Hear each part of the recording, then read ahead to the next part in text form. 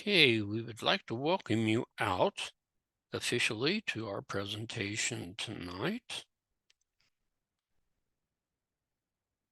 And we're going to be talking about, if I can get it to show up, joining and using a ward group at FamilySearch.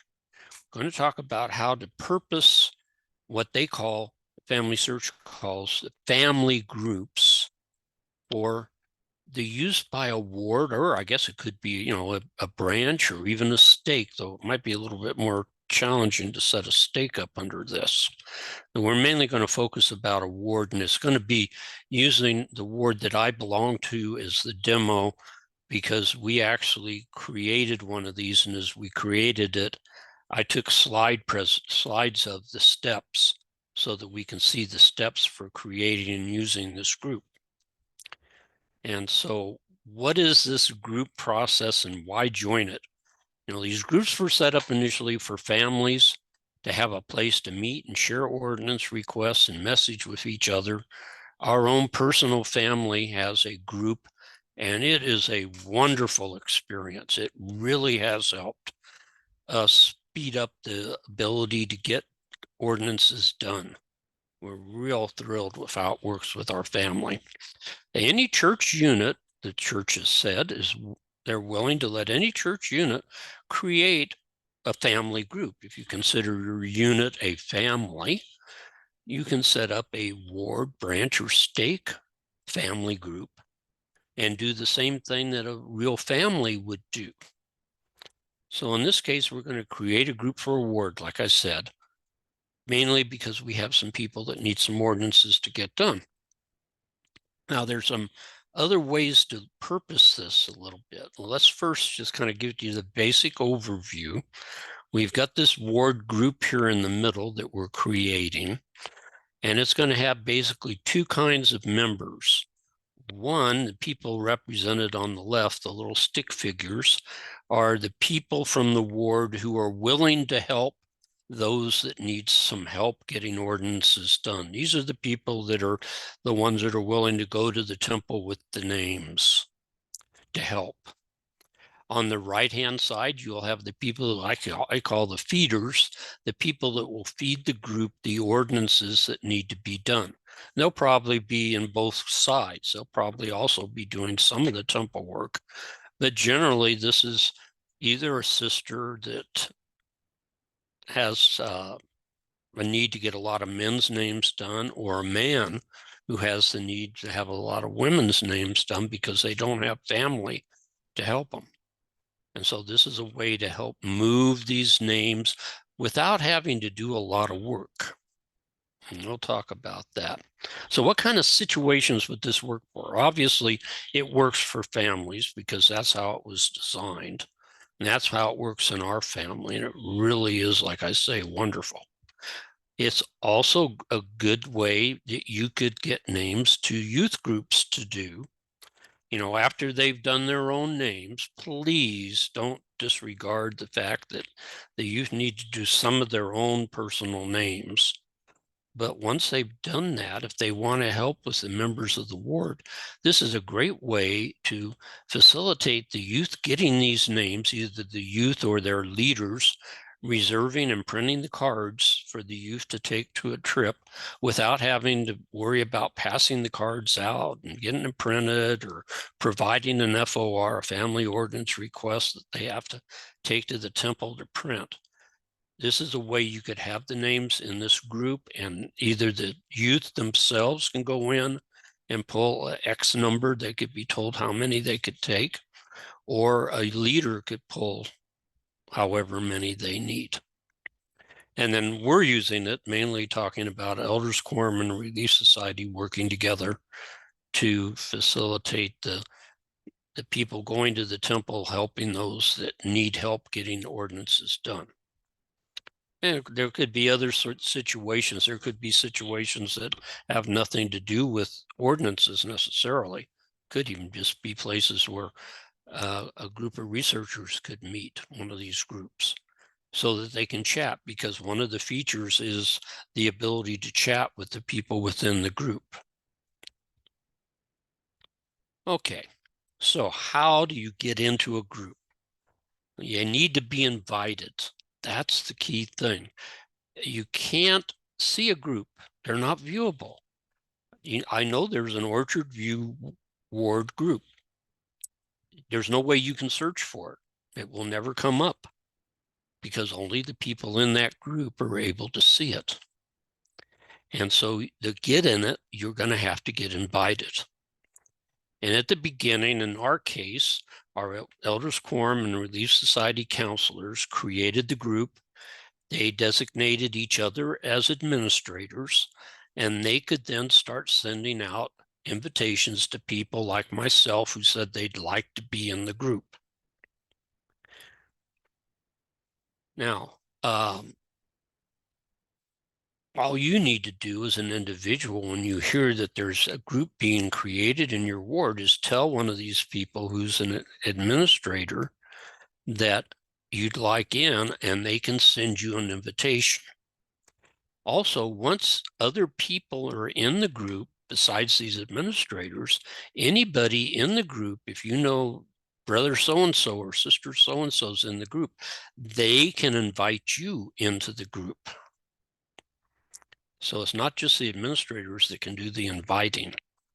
It can also be done by any other member of the group. So this is how it works. You tell the group administrator that you want to join the group, and they will send you a message. They can send it either through your email, or if you don't have an email that they can find in tools or in FamilySearch, they can just copy the message and then send you a text with that message pasted in. When you receive it, and this is an example of a text message that was sent to me, all you have to do then is click where it says FamilySearch.org. And when you do, you'll get this little form that you have to fill out, which is not much to do. All you have to do is accept the agreement and then confirm about sharing personal information. Those two boxes have to be clicked. Once you've clicked them, you just click join the group and you'll be in the group because the invite was sent to you. You've accepted the invite to join the group. Once you're accepted, you will then get a message. And this is an email message, an example of an email message telling me that I have joined the Orchard View Ward. They're giving me the name of the ward, of the group, I should say, so that if I want to go into the web page or even on tools, I'll know the name of the group that I'm looking for. And to help you find that group, if you don't have any idea where you go to look for it, they actually give you a link, but you're going to have to learn how to find the group. That's important, but this will get you there for that first time just by clicking that link. Now, how do you, whoops, lost our place. Okay, how do we find this group? Well, if you're on the web, signed into FamilySearch.org, when I say the web, that's FamilySearch.org. Go where your name is, click on that, and then on the drop down, you'll find family groups, and you're going to click on that. And this is where this group will be listed. If you're using your phone, and this is an example of an iPhone, Android looks a little different, but it's still pretty much the same thing. Down at the bottom of the Tree app, you're going to go to the little hamburger menu, the three little lines, or three dots sometimes. You click on that, and then on this page that pops up, family groups is found there. So in either case, when you click on family groups, you're going to get a page like this. And this is going to show you the groups that you're in. And in my case, I have my family group, and then I have this ward family group. And by the way, when you're trying to get this started, you need to create a group.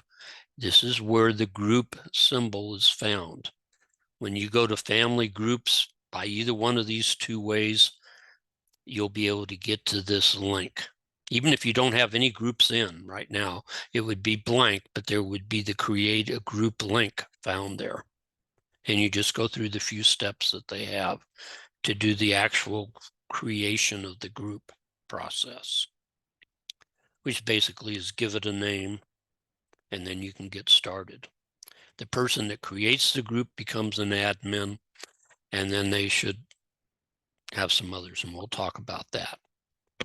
Okay, so now to get into the group, you're just going to click on the group. As simple as that. And so what you'll get is this page here. If the group has a picture, there'll be a picture here. The hamburger menu has some extra little things that you're able to do. The things that you will see will include the link where you can invite a member. Once you're in the group, remember, you can invite others. If you know somebody wants to be in it, you can invite them. The admin will still have to accept them, and they could reject that invite if they felt that this person, like A, didn't belong to the ward, or for whatever reason, they can reject these. So you don't have to worry about being forced to accept everybody under the sun. If you're an admin for the group, you have the right to approve or reject. In most cases, you're going to approve. But that's where the invite is found.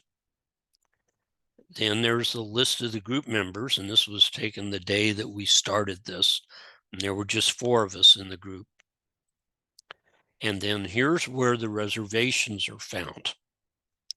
And we'll be talking in the second half of this presentation on how to deal with the reservations. There's also a place down here where there's a group chat.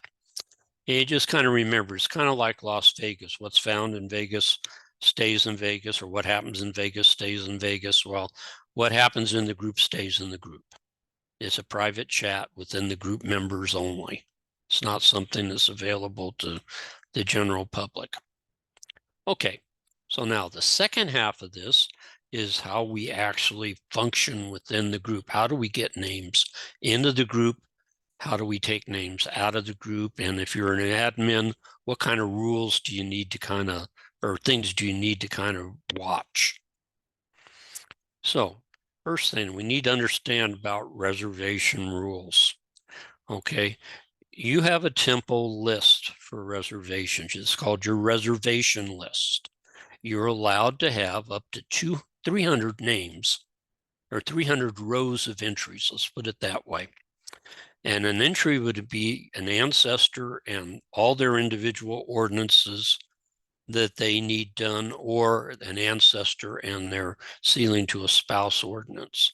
So, an ancestor, if they need to be baptized, confirmed, have their initiatories, have their endowment, be sealed to their parents, that counts as 1 row, even though there's 5 ordinances there. But we can't just say that means 300 people, because many people also need to be sealed to their spouse.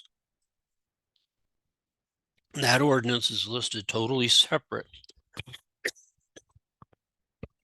from the others. And so some people will take up 2 of your 300 rows. So be aware of that. Now, there's no number to the number of lines of reservations you have if you share the people with the temple. If those names, those reservations are shared with the temple, you can have thousands. Because the thing is, once they're shared with the temple, they go through the temple process and temples can use them. And anybody out in tree that comes upon them, they will be green in color, which means they can be reserved. They will have a limit of time to do them, but they will be able to reserve them. So they're not really locked away and tied up. Whereas the ones up here in the 300 rows, nobody else can do those as long as you hold them. Now, Reservations shared with the group don't work the same way as shared with the temple. These are not shared with the temple. They still count as part of your 300 reservation row limit. And you've got to understand that. They're still technically your reservations. You've just moved them over into a group to use so that the limit of time on them, which is 2 years, when you reserved them and they were put in your reservation list, that 2 years is still counting every day until it runs out. And when it runs out, they will be turned over to the temple, as shared with the temple. So my recommendation is that you may have some very special people you reserve that you absolutely don't want anybody else doing. You really do want to do them. For those special people, leave them in your reservation list, that 300 limit list. Put all the rest of them in shared with the temple and treat them as your bank. This is where you can go when you need an ordinance to go to the temple that's an endowment. Go look through your shared with the temple list and find somebody who needs an endowment, and then just unshare it with the temple and print the card. Use it as a bank, because in the meantime, people are having an opportunity to use them. And there's no 2-year limit running on them. There's no clock running on them, and they don't count as part of your 300. But you can still see who they are because they're in your shared with the temple list.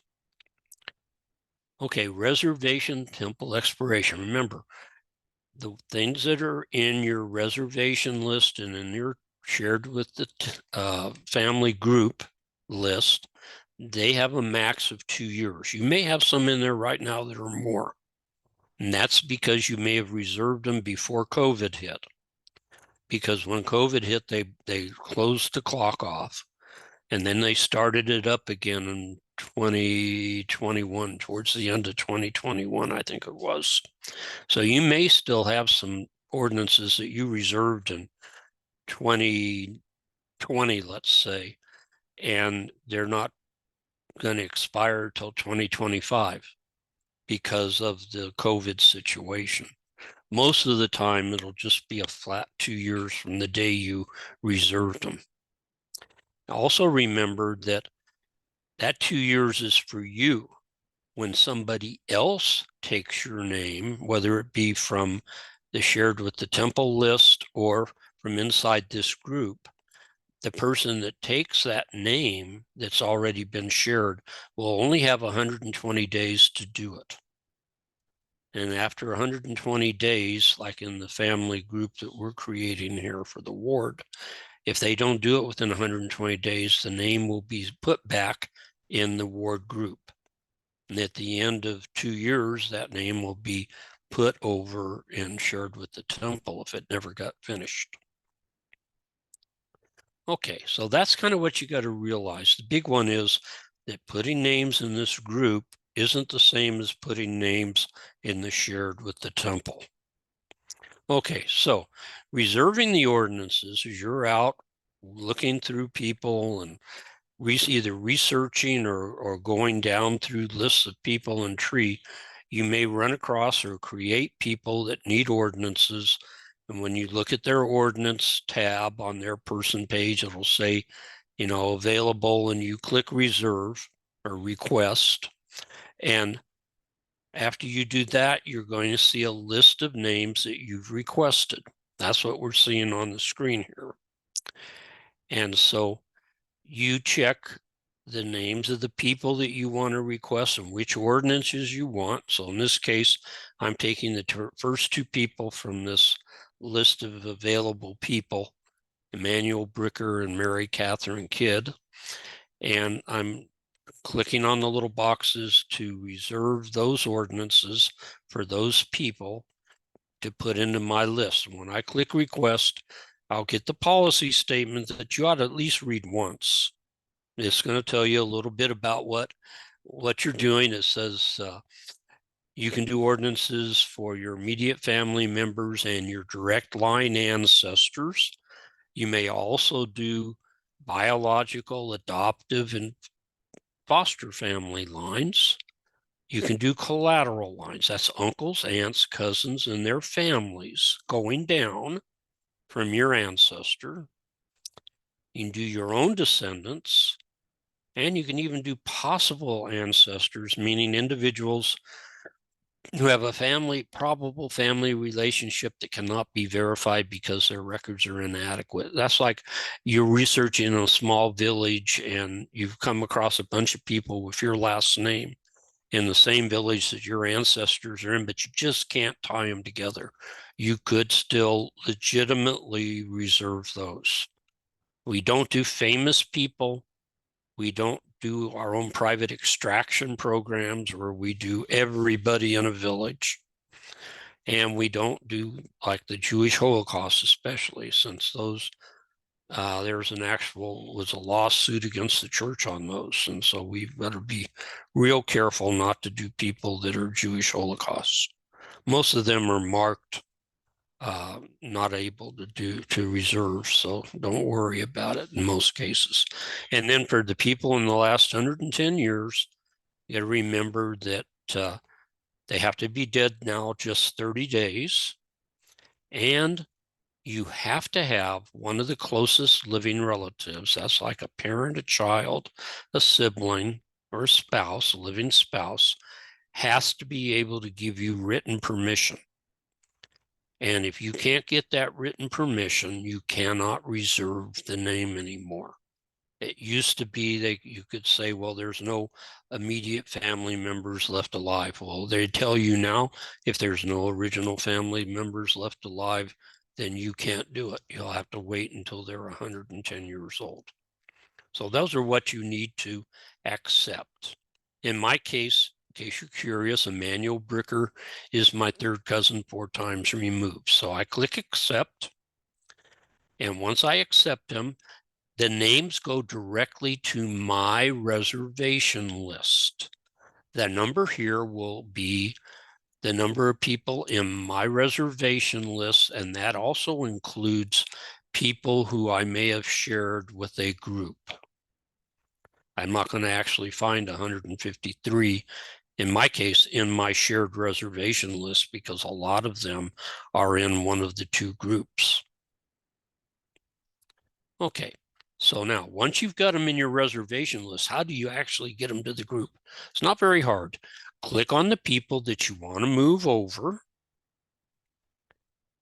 and then click where it says share. And on the share, there's 3 options.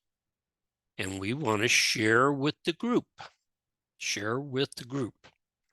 When you do that, it'll have a little thing that pops over share with group that'll say moving reservations to the group. And if you have more than 1 group, like I have 2, you will then get a little pop-up where it'll give you the names of the groups that you're in, and you pick the group that you want. So in this case, I'm going to click Orchard View Group. Okay, so once I do that, click the Orchard View Group, it's now going to tell me, okay, here's what you're asking to do.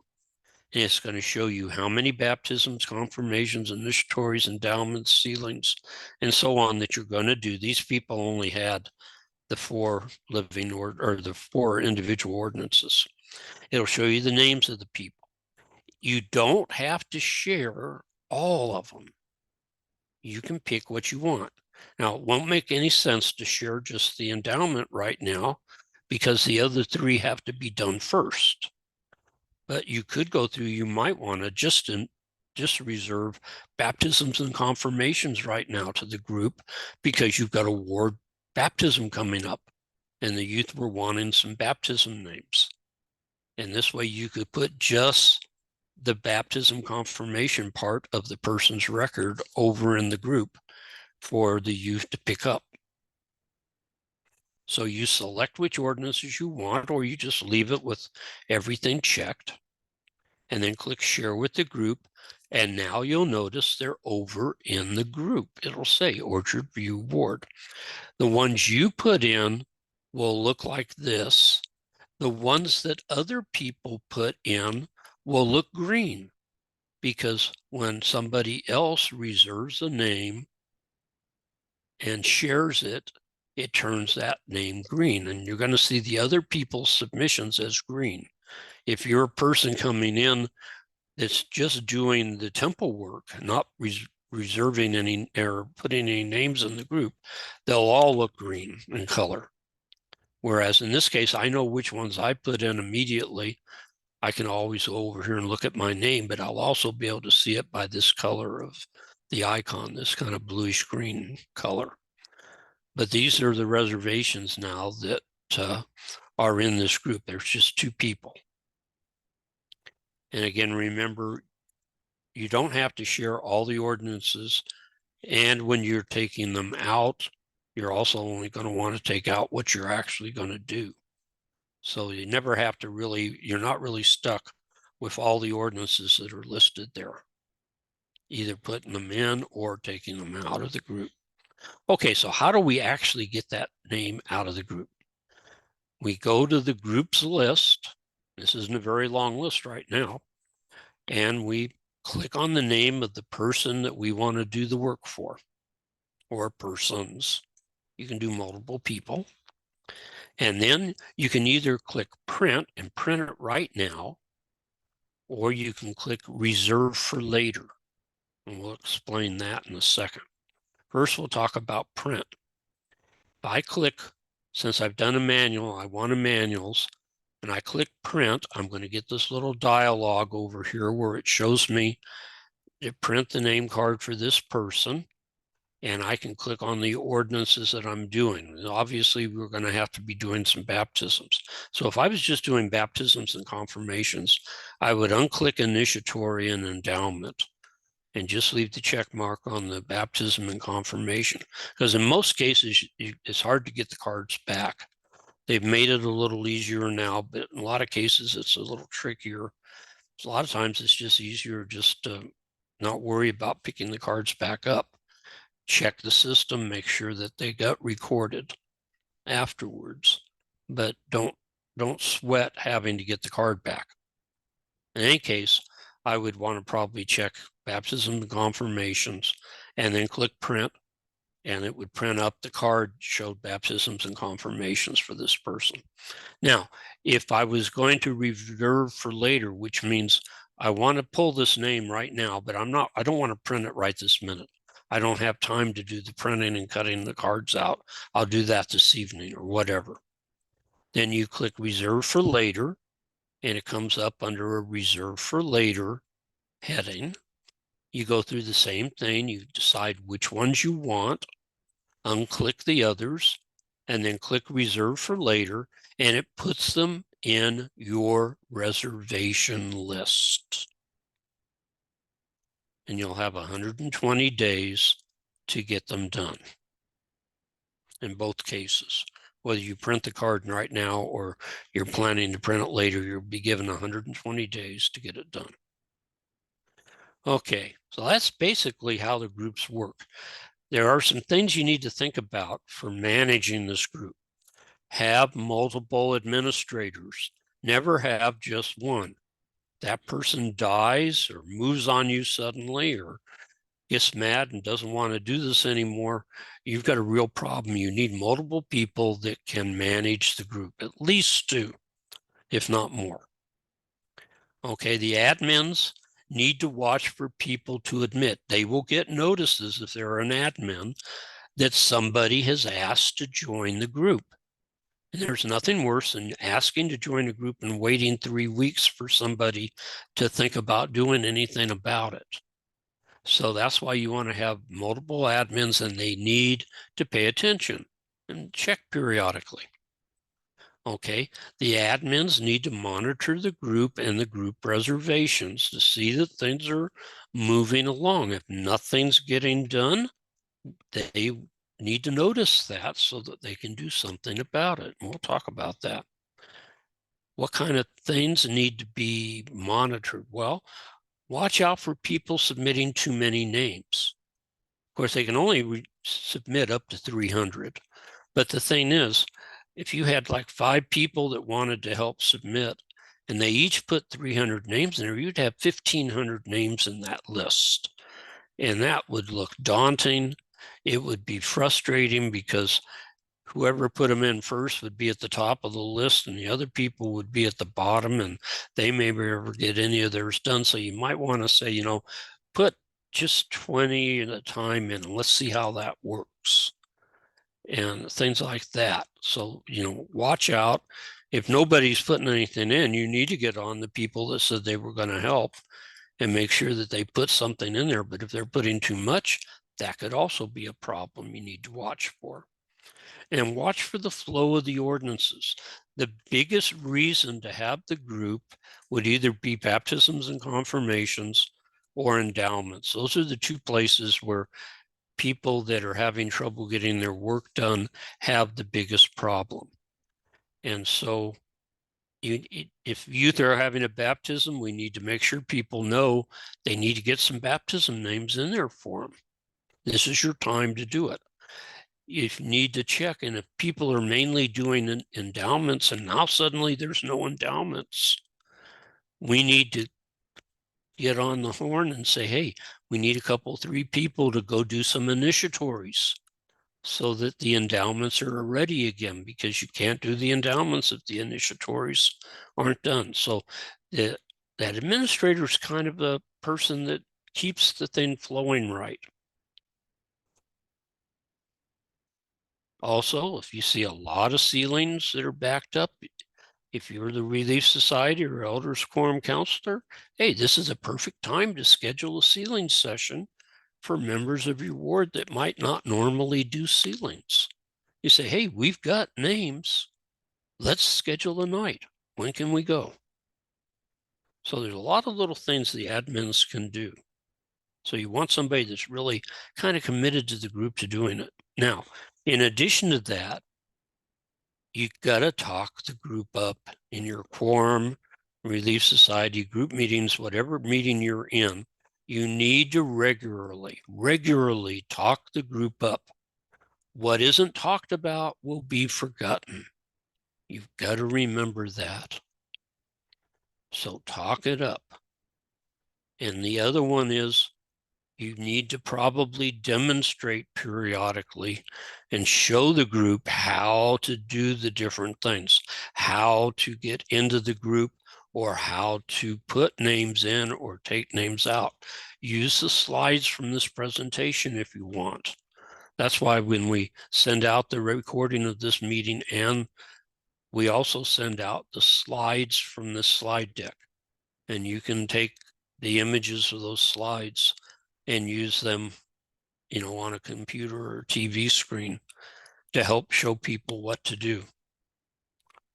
So those are just some thoughts that I had for how to manage the group.